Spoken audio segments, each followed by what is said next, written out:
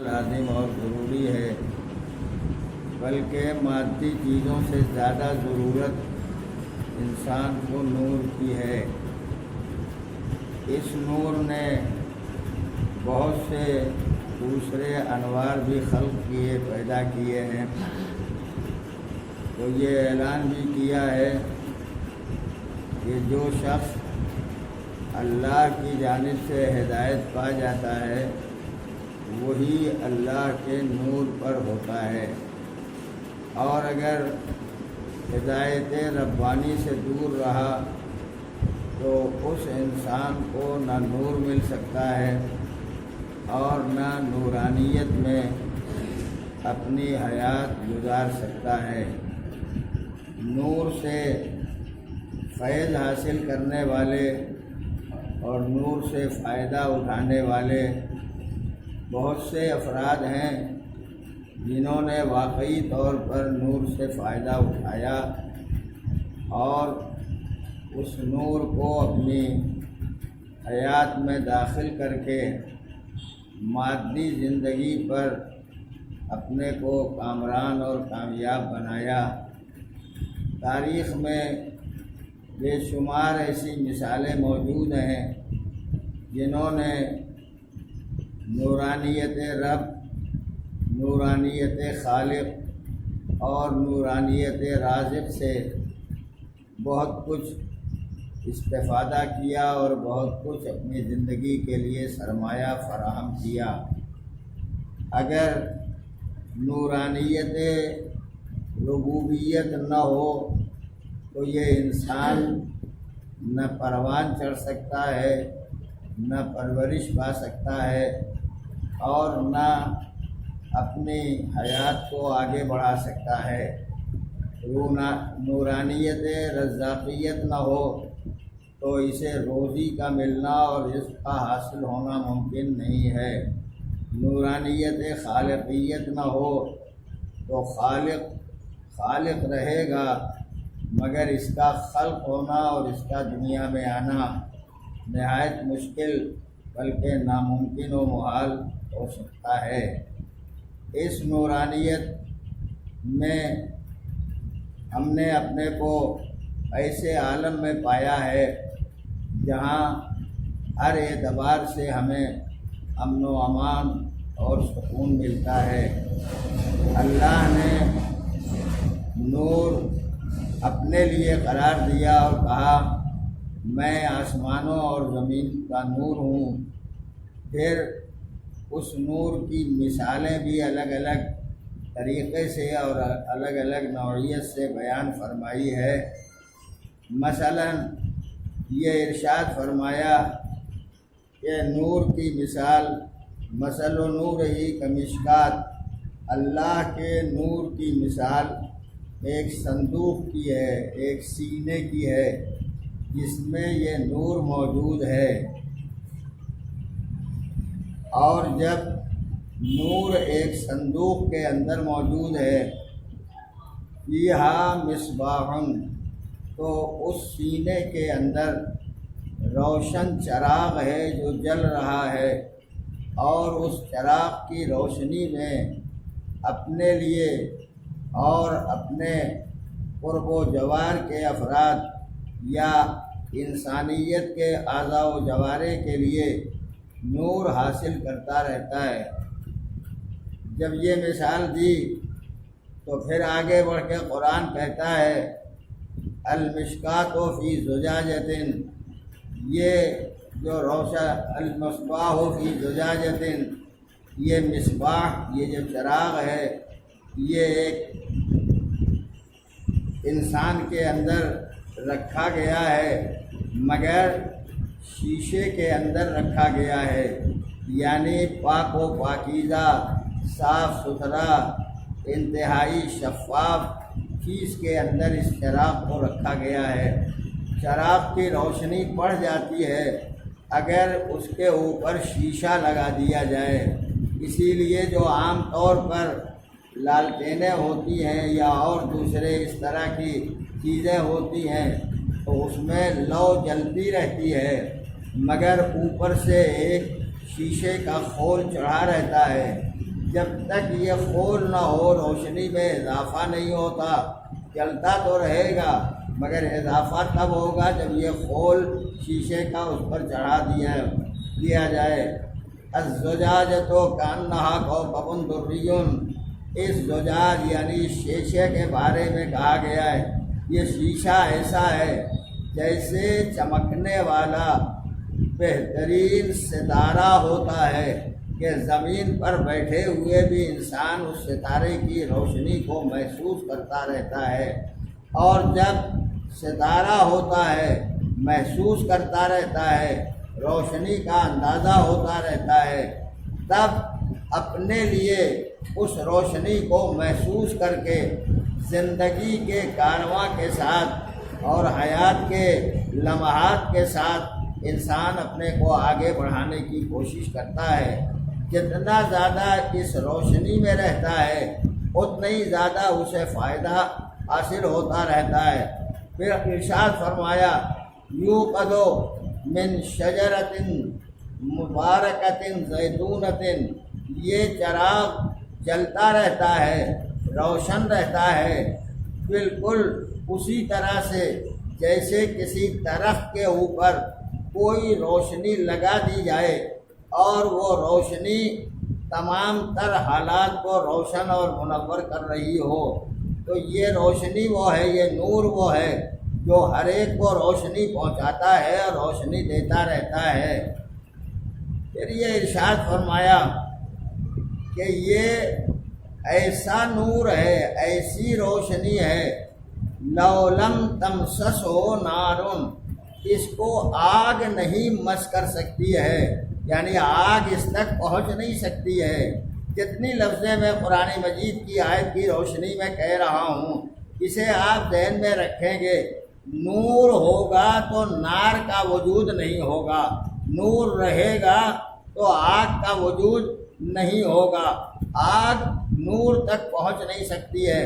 اس کے بعد فوراً قرآن نے کہا نور علی نور، ایک نور نہیں ہے، نور کے اوپر نور ہے، نور کے اوپر نور ہے۔ اس کا مطلب یہ ہے کہ خدا نے ایک نور تو پیدا کیا، اس نور سے بہت سے انوار مقدسہ دنیا میں آئے، سب کے سب نور۔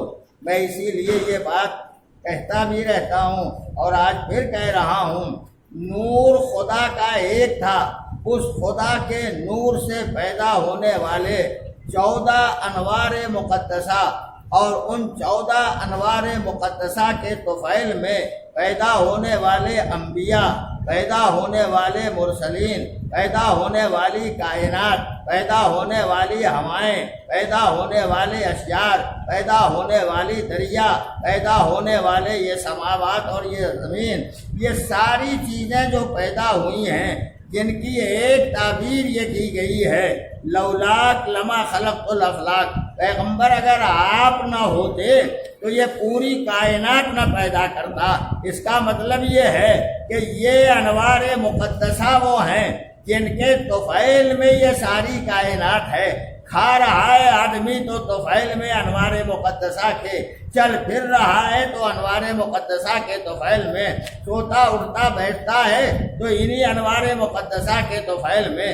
کتنا بڑا خراب اور بدسرشت و بدطینت وہ انسان ہوگا کہ جس کے ذریعے روزی مل رہی ہے، جس کے ذریعے زندگی مل رہی ہے، جس کے ذریعے سانسیں لے رہا ہے، جس کے ذریعے زمین پر چلتا پھرتا دکھائی دے رہا ہے، جس کے ذریعے ترقیوں کی منزلوں کی طرف جا رہا ہے، اس سے اگر دور ہو گیا اور اس سے اگر بے نیاز ہو گیا، اس سے زیادہ الگ ہوتا چلا گیا تو پھر اس انسان کے لیے تو ہے ایسی زندگی۔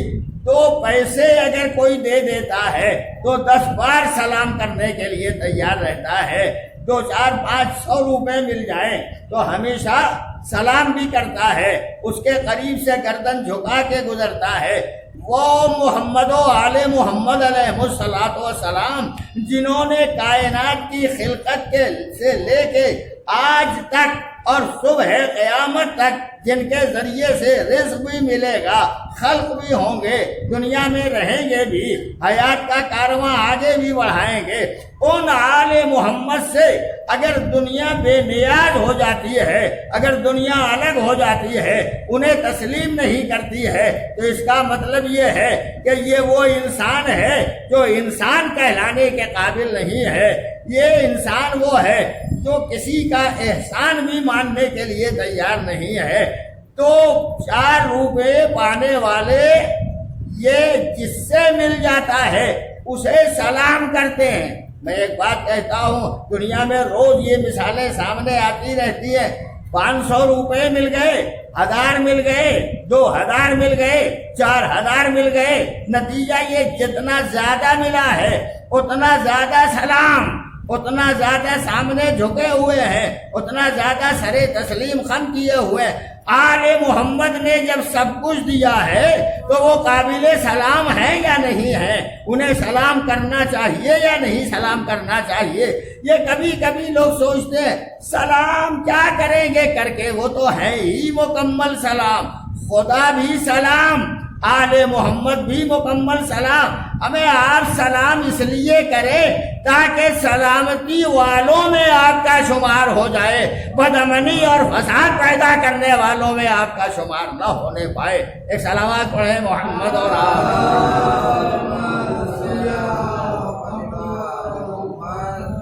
دیکھیں، نور کا مسئلہ یہ ہے کہ میں نے ابھی تک تو یہ 7ویں تقریر ہے جو نور کے سلسلے میں کر رہا ہوں، لیکن اگر مسلسل نور کے بارے میں تذکرہ ہوتا رہے تو نور کی آیتیں بھی بہت ہیں، آیتوں کے ذیل میں احادیث معصومین بھی بہت سی ہیں، ائمہ طاہرین نے بھی بہت کچھ بیان کیا ہے نور کے ذیل میں، اور میں بالکل اطمینان سے کہتا ہوں اگر سال بھر روزانہ 365 دن مسلسل نور کا تذکرہ ہوتا رہے تو نور اپنی جگہ کا رہے گا، اس کا تذکرہ مکمل نہیں ہو سکے گا۔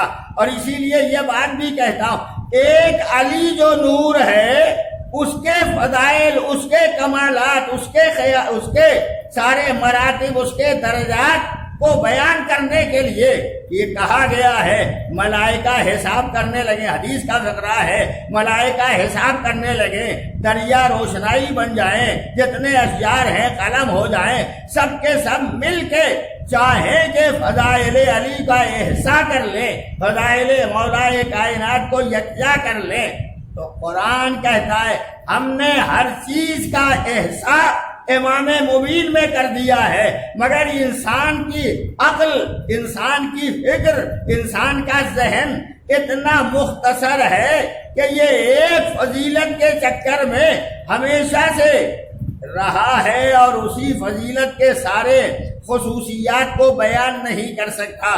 کب سے تذکرہ ہو رہا ہے کہ علی کعبے میں پیدا ہوئے، مسلسل ذکر ہو رہا ہے، تذکرہ روز ہوتا ہے، بار بار ہوتا ہے، مگر کیا کوئی کہہ سکتا ہے کہ ولادت مولا کائنات کی خصوصیات جو خانہ کعبہ میں تھیں ان ساری خصوصیات کو بیان کر دیا گیا؟ ممکن نہیں ہے، کوئی بیان کر نہیں سکتا ہے۔ پہلے کعبے کی خصوصیت بیان کرے، پھر کعبے میں آنے والے کی خصوصیت بیان کرے، کعبے کے بنانے والے کی خصوصیت بیان کرے، کعبے کے بنانے کا جس نے حکم دیا اس کی خصوصیت بیان کرے۔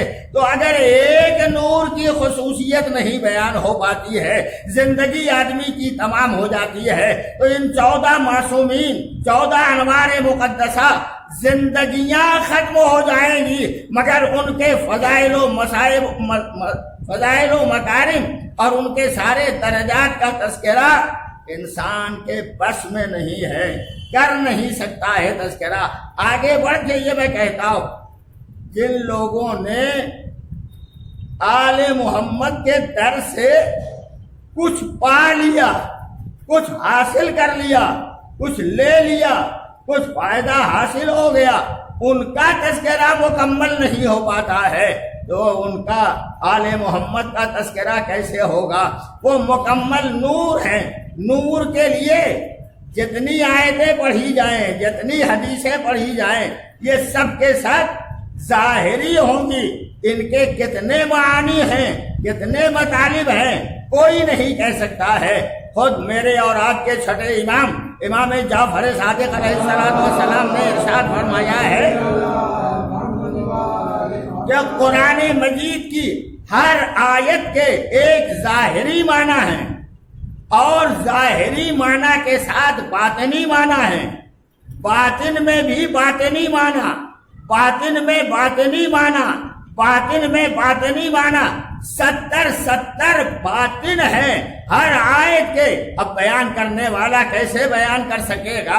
ظاہر کو تو سب دیکھ لیتے ہیں، جو عربی زبان کی لفظیں ہیں اسے سب پہچان لیتے ہیں اپنے معنی کے اعتبار سے، لیکن معنی کے اندر جو باطن ہے، جو اصلی راز کی چیز ہے، جو چیزیں مضمر ہیں، اسے نہیں پہچان پاتے ہیں۔ اب میں ایک لفظ آپ کے ذوق کے لیے کہتا ہوں، ایک لفظ مولا قرآن مجید میں استعمال میں آیا جس کا تذکرہ میرے پیغمبر نے بھی کیا، اللہ ہو مولایا، اللہ میرا مولا ہے، وَأَنَا مَوْلًا لَكُمْ، میں تمہارا مولا ہوں، وَمَنْ كُنْتُ مَوْلًا فَهَذَا عَلِيٌّ مولا۔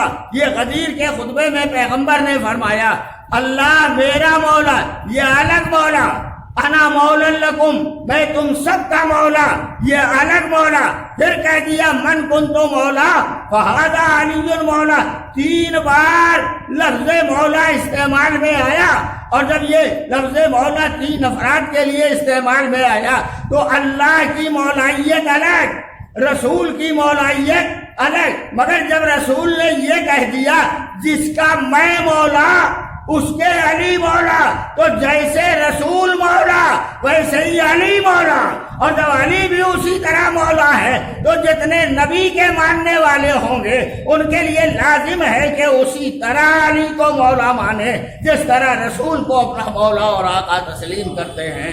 ایک صلوات پڑھیں محمد اور آل محمد۔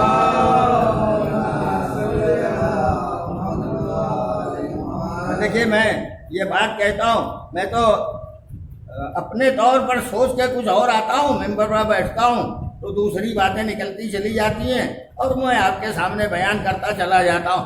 بارگاہ معصومین سے جس نے نور حاصل کیا یا نور رب جس نے حاصل کیا، اللہ کی نورانیت میں جس نے زندگی گزاری، اس کے فضائل مکمل نہیں ہو پاتے ہیں، اس کے خصوصیات اور کمالات کا تذکرہ مکمل نہیں ہو پاتا، تو ان انوار مقدسہ کا تذکرہ مکمل کیسے ہو سکے گا؟ کنیز بن کے جس فضا نے در زہرا سے ایک معصومہ کے گھر سے جو حاصل کر لیا، اس فضا کا تذکرہ مسلسل ہو رہا ہے اور آج تک تذکرہ ختم نہیں ہوا۔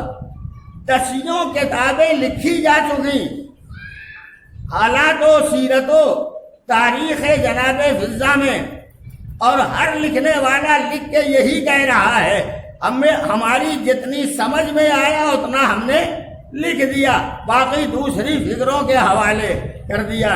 انہی فضا کے تذکرے میں کوئی سوچ سکتا ہے کہاں سے ایسی بیوی پیدا ہوں گی جنہوں نے اٹھی تب بھی قرآن پڑھا، بیٹھی تب بھی قرآن پڑھا، چلی تب بھی قرآن کی تلاوت، سفر کیا تب بھی قرآن کی تلاوت، اپنے خانوادے کا پتہ دیا تب بھی قرآن کی تلاوت، اپنے بچوں کا پتہ دیا تب بھی قرآن کی تلاوت۔ ہر لمحے اٹھتے بیٹھتے زندگی میں انسان کے کتنے کام ہیں، نہ جانے کتنے کام ہیں، مگر اللہ فضا جس نور کے مرکز سے حاصل کر لیا نور، تو اتنی صاحب کرامت ہو گئی کہ اٹھتے بیٹھتے ہر آن تذکرہ اہل بیت طاہرین کا نہیں، قرآن مجید کا، قرآن کی آیتوں کا زندگی پوری گزار دی،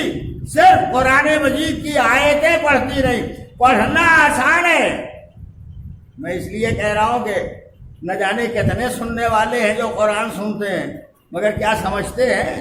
یہ سینکڑوں کی تعداد میں جو نماز کی صف میں کھڑے رہتے ہیں ماہ مبارک رمضان میں، تو سنتے ہیں کہ نہیں قرآن؟ سمجھتے ہیں؟ کتنے تو سن ہی نہیں پاتے، سمجھنے کی تو بات کی ہے، مگر سنتے ہیں سینکڑوں اور ہزاروں کی تعداد میں، سمجھتا کوئی نہیں۔ اس طرح بات کہی ہے، میں بول رہا ہوں، اگر میری بات سننے والوں تک نہ پہنچے اور سمجھ نہ سکیں تو اس بولنے کا کوئی فائدہ نہیں ہوگا۔ فضا اس صاحب کمال کا نام ہے کہ ایک دفعہ جس سے گفتگو کر رہی ہے اس کا مزاج بھی دیکھتی تھی، اس کی فکر بھی دیکھتی تھی، اس کا مبلغ علم بھی پہچانتی تھی، وہ کس بات کو سمجھتا ہے اسے بھی جانتی تھی، اس لیے کہ پیغمبر نے فرمایا تھا کلم الناس علی قدر عقولہم، لوگوں سے جب بات کرو تو ان کی عقل کے مطابق بات کرو تاکہ تمہاری بات ان کی عقلوں میں پہنچ جائے۔ اب اگر فضا کلام کرتی تھی تو جس کو دیکھا جیسا تھا اسی اعتبار سے قرآن کی آیت پڑھی، اسی طرح قرآن کے لفظوں کو زبان پر رواں کیا تاکہ سمجھ تو لے کہ میں کیا کہہ رہی ہوں۔ اور اس کی مثال بھی تاریخ میں ملتی ہے، جب حج کے لیے جا رہی تھی، راستے میں قافلے سے بچھڑ گئی تھی، تو جہاں جہاں جو پوچھا گیا، ایک نے پوچھا کہاں جا رہی ہیں؟ یہ نہیں کہا کہ کعبے جا رہی ہوں، یہ نہیں کہا مکے جا رہی ہوں، یہ فرمایا للہ علی الناس حج البیت، انسانوں کے اوپر اللہ کی طرف سے اس کے گھر کا حج واجب کیا گیا ہے۔ قافلے نے پہچان لیا کہ حج کو جا رہی ہے، لفظ وہ استعمال کیا جس سے سمجھ جائے کہ یہ کاہے کے لیے جا رہے۔ پوچھا کوئی اور ہے آپ کے ساتھ؟ تو یہ نہیں کہا کہ میرے 4 بچے ہیں، 4 قرآن کی آیتیں پڑھ دی اور پڑھ کے بتا دیا ایک کا نام یہ ہے، دوسرے کا نام یہ ہے، تیسرے کا نام یہ ہے، چوتھے کا نام یہ سب بتا دیے۔ یہ کہنا دلیل ہے کہ لوگوں کی عقل دیکھ کے بات کرتی تھی تاکہ وہ سمجھ جائے۔ تو اگر خانہ مرکز نور زہرا سے ایک فضا نے یہ حاصل کیا، اب بات آ گئی ہے تو کہہ دیتا ہوں، کبھی کبھی میں نے کہا بھی ہے، کہا یہی جاتا ہے اور تاریخوں میں بھی لکھا جاتا ہے کہ فضا گھر میں آئی تھی جھاڑو دینے کے لیے۔ کیا کروں، 2 روایتیں الگ الگ ملتی ہیں۔ ایک یہ روایت ہے کہ شہزادی نے باپ سے جا کے کہا، یعنی پیغمبر اکرم سے جا کے کہا کہ دشواری بہت ہے کاموں میں اکیلی ہوں، کوئی مددگار چاہیے۔ تو ایک روایت میں یہ ہے کہ پیغمبر نے وہ تسبیح تعلیم کی جو ہم اور آپ نماز کے بعد پڑھتے ہیں، کہ اتنی بار اللہ اکبر، اتنی بار الحمدللہ، اتنی بار سبحان اللہ، یہ پڑھیے، اس سے مشکلات دور ہوں گی۔ دوسری روایت میں یہ ہے کہ جناب فضا کے کو حوالے کیا۔ اگر دونوں روایتیں ملائیے تب اندازہ ہوتا ہے جو تسبیح زہرا کی منزل ہے اسی منزلت میں نبی نے فضا کو قرار دیا کہ جیسا سکون تسبیح زہرا سے ملے گا ویسا ہی سکون تمہیں فضا سے ملے گا۔ اور فضا نے گھر میں آنے کے بعد کہتے ہیں کہ نوکرانی تھی، کہتے ہیں خادمہ تھی، خادمہ تھیں مگر زہرا کے گھر میں خادمہ ہیں، اپنے مکان اور اپنے ملک کی ملکہ تھیں، اپنے ملک کی شہزادی تھیں، حبشے کی رہنے والی شہزادی جناب فضا آئی ہے زہرا کے گھر۔ اب فضا کو یہی اچھا لگتا ہے کہ مجھے زہرا کی خادمہ کہا جائے۔ تاج چھوڑ دیا، تخت چھوڑ دیا، اقتدار چھوڑ دیا، حکومت چھوڑ دی، سب مال و زر چھوڑ دیا، آ گئی زہرا کے گھر جہاں فقر و فاقہ بھی ہے، جہاں اتنا ظاہری سکون بھی نہیں ہے، مگر کہتی ہے مجھے خادمہ زہرا کہو، مجھے فضا کی، مجھے حبشے کی شہزادی نہ کہو۔ جب یہ کہتی ہے تب سمجھ میں آتا ہے کہ زہرا کے گھر کی خدمت کرنے میں ملک کی شہزادی ہونے سے زیادہ مرتبہ ہے۔ اگر خدمت صحیح ہو جائے اور خدمت کا جو خدمت کرنے والا ہے اس کی خدمت کو شہزادی قبول کر لیں تو اس کا مرتبہ زیادہ ہے۔ اب کہتے ہیں لوگ کہ نبی نے کتاب میں بھی لکھا ہوا ہے، نبی نے کہا تھا ایک دن گھر کا سارا کام زہرا انجام دیں، دوسرے دن گھر کا سارا کام جناب فضہ انجام دیں۔ بعد میں یہ بھی لکھا جاتا ہے کہ زہرا کے گھر میں جناب فضہ جھاڑو دیتی تھی۔ یہاں تک تو بات سمجھ میں آتی ہے، جاروب کشی کرنا، جھاڑو دینا یہ سمجھ میں آتا ہے، لیکن میں آپ سے پوچھتا ہوں جھاڑو دیا جاتا ہے تو اکٹھا کر کے کہیں گھر میں رکھا جاتا ہے؟ جھاڑو دیا اکٹھا کیا تو کہیں باہر ڈال دیا جاتا ہے؟ جہاں بھی ڈال دیا جاتا ہو، روایت میں اتنا ہی ہے جھاڑو دیتی تھی۔ آج تک کوئی باریک سے باریک نظر کا مورخ یہ نہیں لکھ سکا کہ فضہ جاروب کشی کر کے جھاڑو دے کے وہ کہاں ڈال آتی تھی، کہاں رکھ آتی تھی۔ ہمیں جب آپ کی نگاہ اتنی باریک ہے کہ گھر میں جھاڑو دینے تک پر نگاہ آپ کی ہے تو یہ بھی ڈھونڈو کہاں جاروب کشی کرنے کے بعد لے جا کے ڈال آتی تھی۔ یہ کوئی نہیں لکھتا۔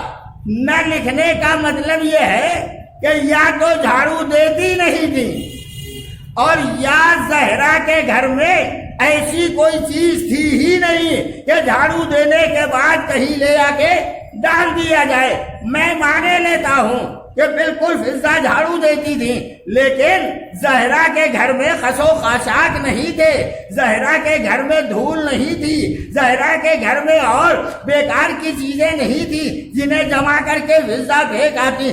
جھاڑو دیتی تھی لیکن نگاہ پر کمال فضہ نے دیکھ لیا تھا کہ یہ گھر زہرا کا گھر نہیں ہے، یہ منزل وحی ہے، یہاں آیتیں اترتی ہیں، یہاں سورے آتے ہیں، یہاں ملک آتا ہے، یہاں قرآن کا فرمان آیا کرتا ہے۔ دیکھ لیا زہرا کے گھر میں چاروں طرف کہیں آیت ہے، کہیں سورہ ہے، کہیں فرمان الہی ہے، کہیں خدا کا حکم ہے۔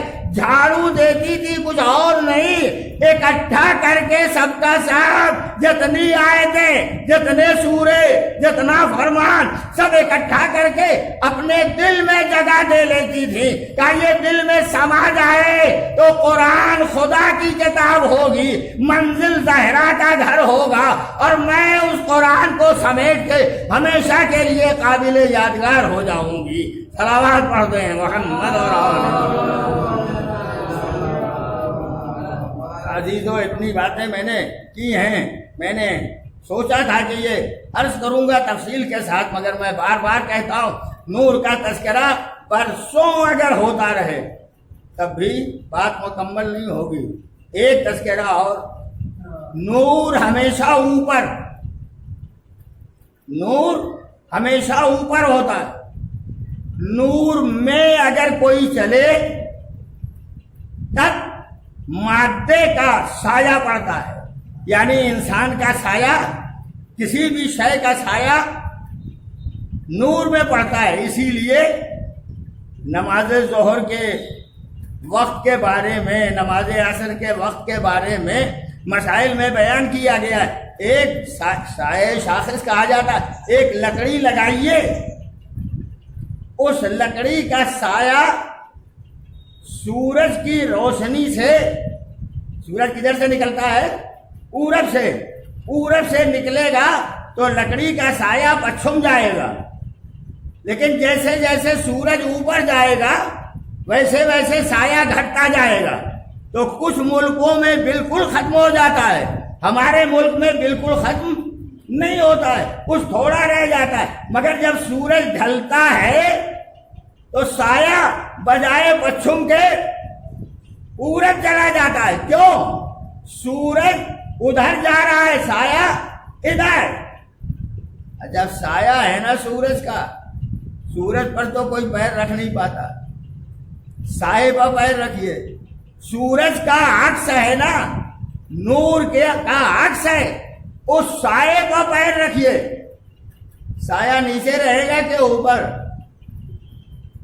ہمیشہ سایہ اوپر آئے گا۔ کتنے ہی پیر رکھیے، کتنی چیزیں رکھتے جائیے، جتنا آپ اس پر رکھتے جائیں گے اتنا ہی سایہ اوپر جاتا رہے گا. سایہ ہے اسے نہیں دبا پاتے, سایہ ہے اسے نہیں دبا پاتے. جو اصل نور ہوگا اسے کیسے دبا پائیں گے؟ جنہوں نے کفر و شرک و الحاد و بے دینی و لادینیت نے اگر مکمل نور کو دبانا چاہا ہے تو نور کا کمال یہ ہے کہ جتنا اس پر رکھتے جاؤ گے نور اوپر ہوتا جائے گا. نور کا سایہ جب نہیں دب پاتا تو اصل نور کیسے دبے گا؟ اصل نور بھی دب نہیں سکتا ہے. اسی لیے سائے کی منزل عجیب و غریب ہے. حدیث میں آیا نا میرے پیغمبر کے جسم کا سایہ نہیں تھا. تھا کہ نہیں؟ نہیں تھا. جس میں پیغمبر کا سایہ نہیں تھا. نور پہ پڑے تو سایہ نہیں پڑے گا.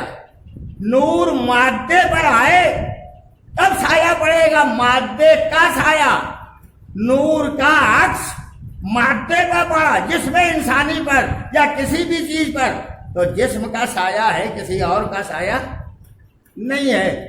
تو سارے جسموں پر کا سایہ ہے, میرے پیغمبر کے جسم کا سایہ نہیں ہے.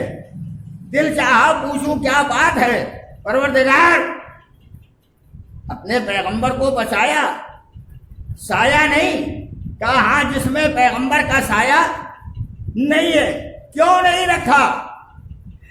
سائے کی کیفیت یہ ہے کہ وہ نور کے اعتبار سے کبھی دائیں آتا ہے, کبھی بائیں رہتا ہے, کبھی پیچھے آتا ہے.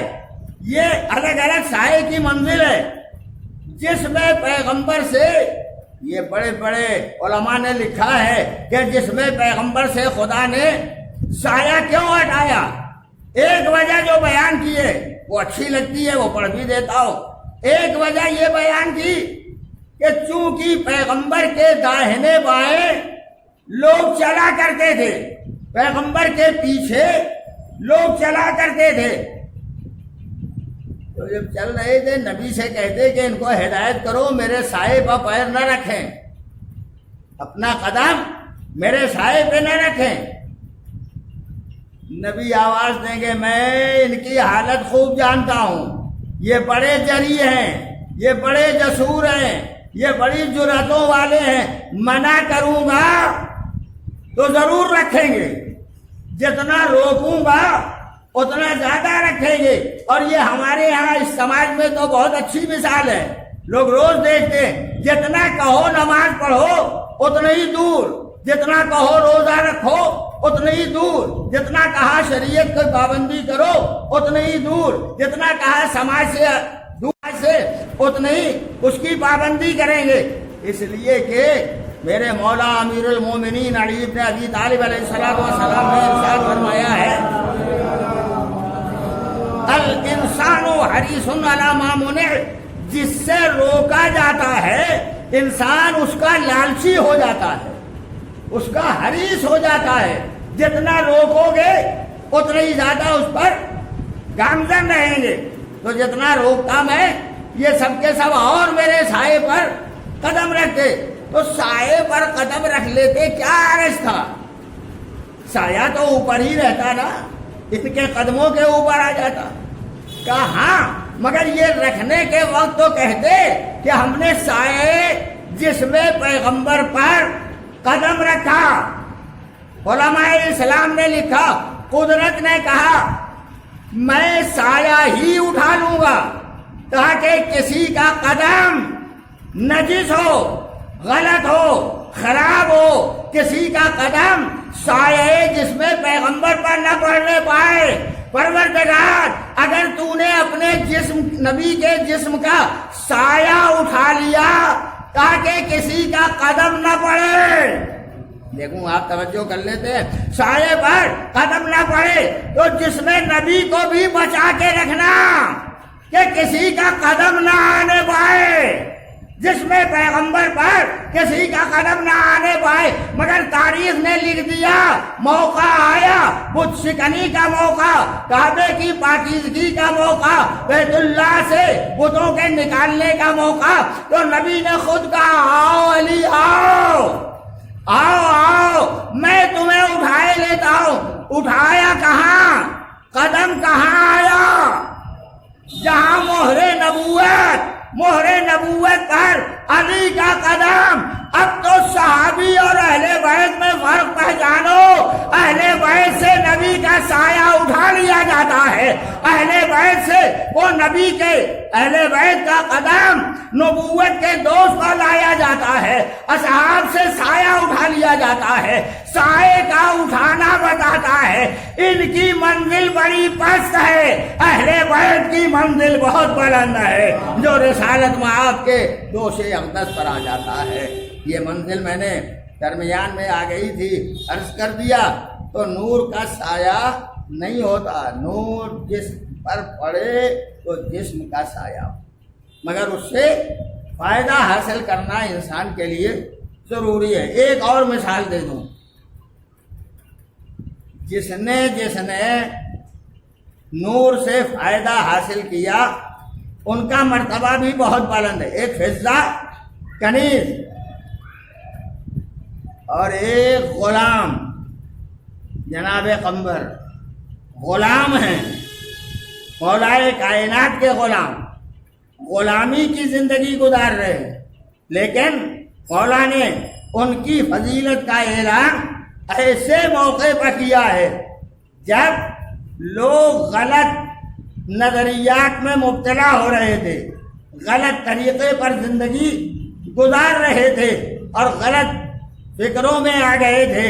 ایسے موقع پر مولا نے قمبر کو استعمال بھی کیا اور قمبر کو بڑی ہدایتیں بھی دی۔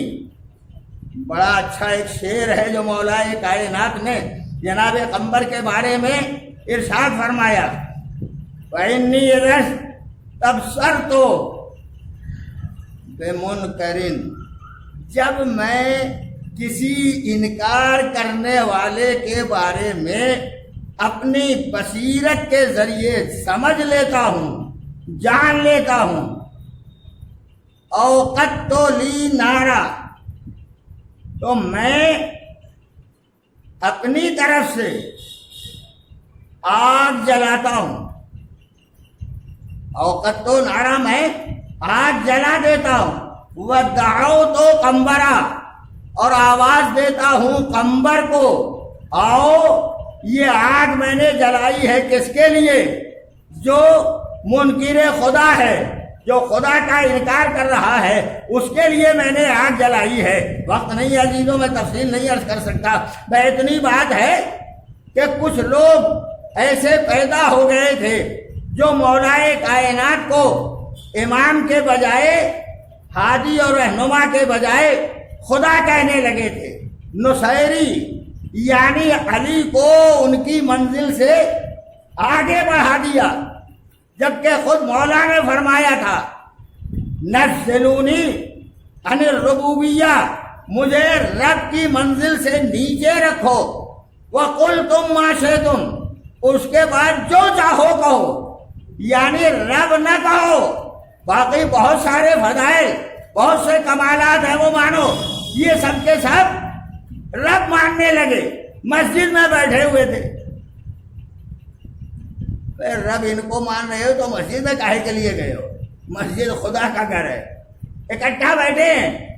قمبر نے آ کے خبر دی، مولا وہ سب آپ کو خدا کہہ رہے ہیں، نصیری خدا کہہ رہے ہیں۔ نہ جانے کتنے آج بھی نصیری ہیں، مگر بیچارے اپنا نام نہیں بدل پاتے، اس لیے کہ جانتے ہیں نصیری کہہ دیں تو عذاب الہی فوراً آ جائے گا۔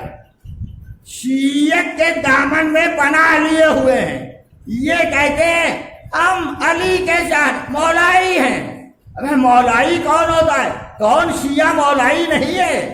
کون شیعہ ہے جو مولا کا چاہنے والا نہیں ہے؟ کون شیعہ ہے جو مولا کا ماننے والا نہیں ہے؟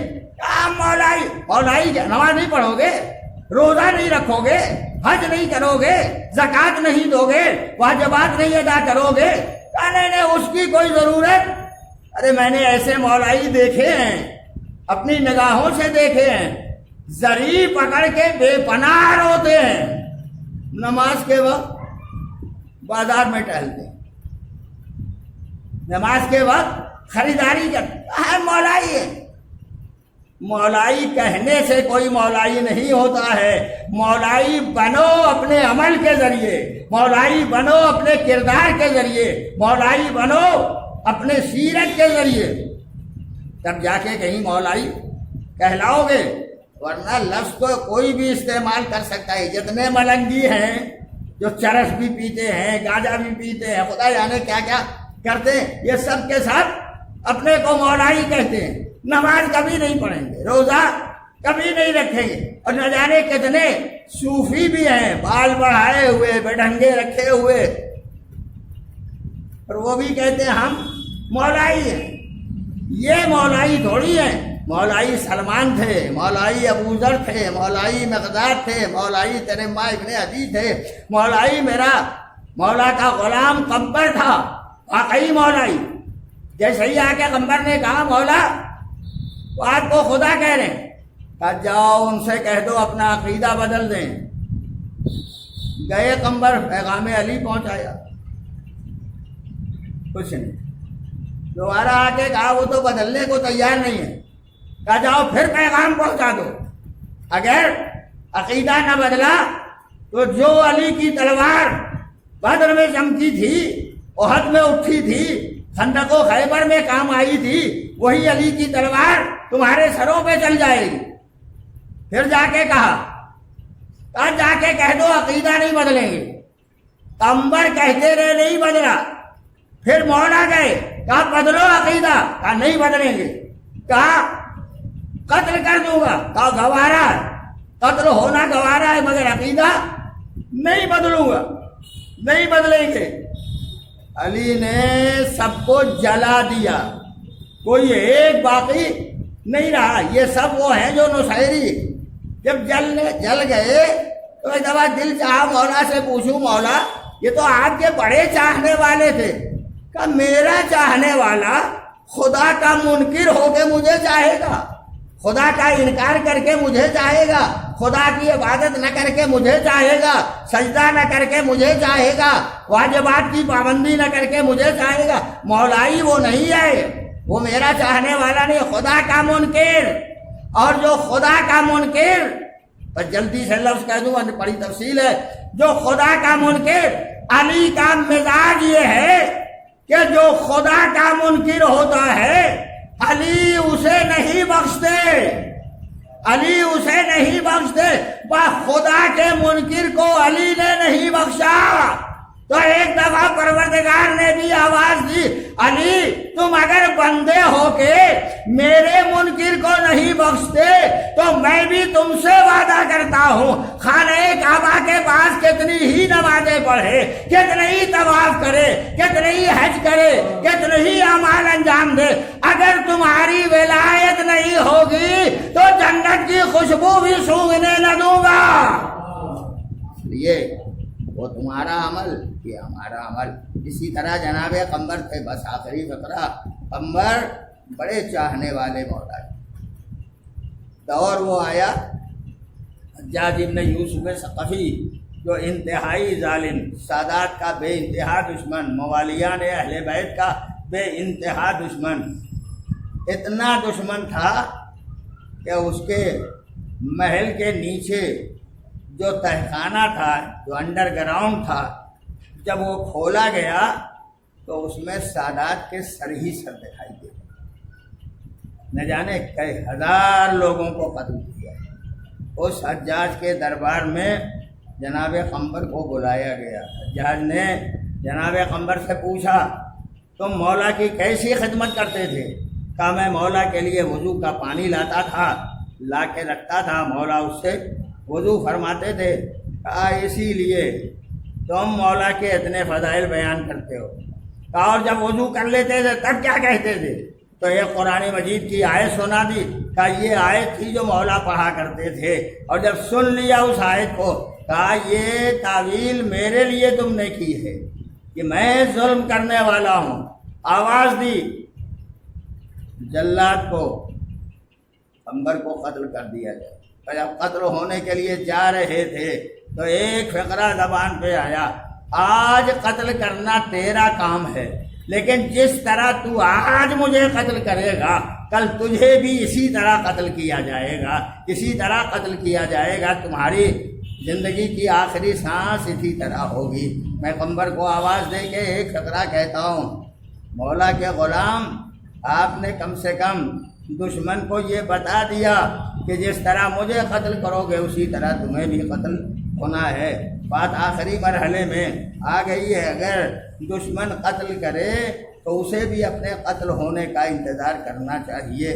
نور الہی چمکتا ہوا کربلا کے میدان تک آیا تھا اور اس میدان میں بھی نہ جانے کتنے افراد کو تہہ تیغ کر دیا گیا، کتنوں کو شہید کر دیا گیا، کتنوں کو میدان جنگ میں زمین پر سلا دیا گیا، سر و تن میں جدائی پیدا کر دی گئی. آخری فقرے سنو اور ختم و دعا. اسی میں ایک حسین کا بھتیجا ہے، امام حسن کا لال جناب قاسم، انہیں کس طرح شہید کیا گیا. فقرہ سنو اور ختم و دعا. یہ تاریخ میں مقتل کی لکھا ہوا ہے کہ جناب قاسم جب اجازت لے کے گئے، تفصیلات چھوڑ دیا، اجازت لے کے گئے اولن تو بڑی زحمتوں کے بعد اجازت ملی تھی. آخری فقرہ جو ماں نے کہہ دیا تھا، جو حسین کے دل پہ لگ گیا تھا، دکھیاری ماں قاسم کی کہہ رہی تھی، میرے آقا حسین کیا میرا لال اس لیے مقتل میں نہیں جائے گا کہ میرا لال یتیم ہو گیا ہے، میرا لال یتیم ہے، میں بیوہ ہو گئی ہوں. حسین نے قاسم کو کلیجے سے لگایا، میدان میں بھیجا. مقتل کی تاریخ نے لکھا، لڑتے لڑتے جب ایک دفعہ قاسم سینے فرس سے زمین پر آنے لگے، چچا کو آواز دی، چچا بھتیجے کا آخری سلام لو، ادرکنی مدد کو آؤ میری. حسین خیمہ گاہ کے قریب سے اٹھے، آگے بڑھے.